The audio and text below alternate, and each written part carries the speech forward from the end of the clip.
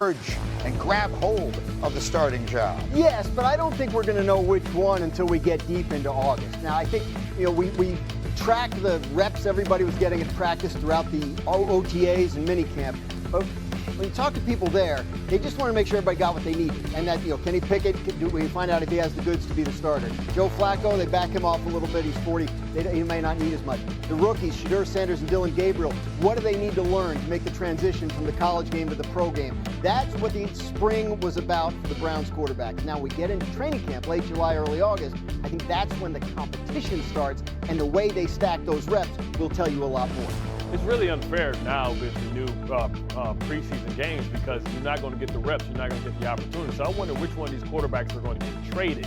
When you think about Gabriel, you put him on a practice squad, somebody's going to come steal him from you. So is it Kenny Pickett that you're trying to move for assets in the future? Yeah, that's a big question. They're not going to carry 4. You're not going to have 4, right? And it makes sense to keep one of the veterans, whichever one you want, Flacco or Pickett, and then the 2 rookies, because to Bart's point, if you try and put either of the 2 rookies on your practice squad, someone will snap them up, we would think. Maybe if you find, Dillon Gabriel lights it up in a preseason game, now all of a sudden you feel like there's interest. Whoever you can get the most for is who you trade. Let's get to what we're really trying to ask sorry. here. Is SHEDEUR Sanders going to get a chance to win this job? Do you believe he gets a legit shot to win this job? Listen, I think, first of all, the action's going to really start in training camp. Forget all the OTA stuff. You don't win a job in OTA. The real action starts in training camp. And just like SHEDEUR said, during minicamp, when it's time to take your shot, you got to make the most of it. Because I think early on, there's going to be a lot. Remember, Joe Flacco didn't hardly practice in OTAs and minicamps because they were giving the young guys. Right. So when he gets his opportunity, he's going to have to make the most of it. 3 preseason games, only 2 of them count. So how can you evaluate? Because if one guy, has a great game, then it's going to enable the other one. What? Why are you holding your laptop standing over there? What happened? Is that what they're all laughing at over there? Did we take you by surprise? Yeah, because I thought we would just go into commercial breaks. So I was over here ordering them. I was ordering my Baxter from Waste Management because I got to get some stuff picked up at the house. Is the show interfering with what you're doing here otherwise? Thank you, Alan. Thank you. Hold on. Good job. It just kind of threw me off. I was just looking at him. What is he holding there? Okay. I was trying to get the, hey, honeydew list never stop, man. That's what's going on. I'm always on the clock. Here. Dan Graziano, do you have We had a dumpster last week. We hauled out a whole bunch of old stuff that was there a day. Spring cleaning, coach. I give you my guy. I recommend it. Sports announcers, they're just like you. We're all doing the same nonsense. We're just not usually doing it while we're actually live on the air. What are we talking? Damian Woody, D. Wood. Does Josh Allen need to play like the MVP if the Bills are going to get to a Super Bowl? No, absolutely not. Listen, we saw last year how, the Buffalo Bills kind of altered their style by being more of a rushing attack. Josh Allen actually played more efficient, continue to lean on the weapons on offense and the defense coming back pretty healthy. Buffalo Bills will be able to contend. Bart, will Bo Nix be able to unseat Patrick Mahomes when the Broncos beat the Chiefs in the West? No, not at all. I just don't think they're ready yet. I think defensively they'll keep the games close, but I think ultimately Patrick Mahomes will figure a way out.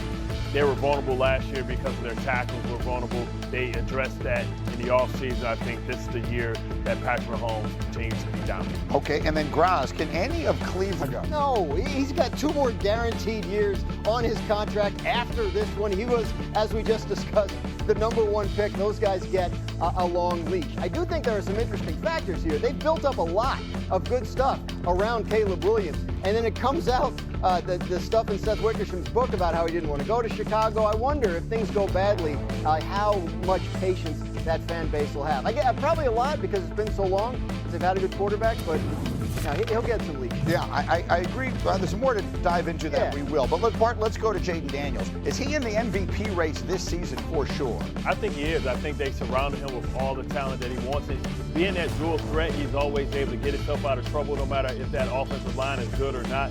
I think not even a sneaky pick. I think he should be top 5 as far as MVP candidates. And he is on ESPN Bet Sportsbook as far as the odds. And then getting away from the younger quarterbacks, D. Wood, what version of Dak Prescott do you expect to see this year? Are we going to get the healthy version? That will tell everything because when Dak Prescott is healthy and he plays a full slate of games, guess what? He's a top 10 quarterback, and the Cowboys, they go to the playoffs. That's what you get with Dak Prescott. Get George Pickens coming over this year, who's in a contract year, to go along with CeeDee Lamb. I expect a big year out of Dak. Maybe that's why Dak is optimistic heading into the season. He has only one thing on his mind right now. I want to win a championship. Be damned if it's just for my legacy or it's for this team, for my personal being, for my sanity. Yeah, the legacy will take care of itself. I have to stay with my feet on. We're going to win. And when we win, our coaching staff is going to get rated and people are going to come after our coaches because we're going to win. I love it. I love it for Brian Schottenheimer. Why not? You know, like, why back away from that stuff? Where we're just going to control, or doing Belichick. Like, everyone's got to have their own personality. Sure. If that's his personality, then I don't. When you're the Cowboys, it doesn't make any difference what you say. You're going to get all the attention and all the pressure and all the praise and all the blame, regardless of depending upon which way the circumstance goes. So I like it. And as far as Dak Prescott's legacy right now, he's a very rich man who's a very good player, but like Tony Romo before him, there's one big thing missing from the resume. Let's see if he can do it. And that is the thing. We won't know. I mean, if he's fully healthy, to D. Wood's point, I think they have a good enough team that they can be in the playoffs this year. That's when it starts. That's when the evaluation of Dak Prescott moving forward starts, is once they get to the play. If they miss the playoffs, I think that's a flop. But if they get there, they have to start winning some games once they get there, right? His rookie season was about as close as they could. Right? I mean, I know they've won first-round games, but, you know, that game against Aaron Rodgers and the Packers, like that was, but it feels like they haven't gotten much closer since then. So whatever it is about the Cowboys that when they get to the playoffs, they fizzle out, they've got to figure out a way to get it fixed. The answer to the question on the screen there right now, how important is this for Dak and his legacy and all the rest of that? It's the biggest contract in the history of the league. That adds some layer of attention to it as well. What do you think? Yeah, he's played the game the right way with the contracts, but now he needs to postseason success. You think about the 90s and what those guys are. Those guys are able to walk around because they were able to win the championship. You know, and they've been riding off of that coattail. I think Dak has to figure a way out to get it done, but his window is still open because he's a quarterback, and quarterbacks play so much longer. They're building it the right way through the offensive line. They're young. But I think this year's season doesn't really rest on Dak Prescott. I think it rests on Deron Bland and Trayvon Diggs, because if they can come back, then they can maybe stop that leaky run defense, because you can put that extra guy into the box. And they're going to need that because they're still light when it comes to the defensive line. But the attention will be on the quarterback, rightly or wrongly. The Cowboys have been about the quarterback. They're about the star. They've had great ones. Roger Staubach won championships. Troy Aikman won championships. That's why I mentioned Romo. Romo was a terrific player who put huge numbers up, but didn't win the big one. And here's Dak, who does a lot of the same things, and so we'll see which of those categories he's going to fall into. Dak's heard. He's heard all the noise. Like, he understands it. Like, that's when you can just tell by his facial expression when he talk about legacy. He knows it starts after the regular season. He's done everything as far as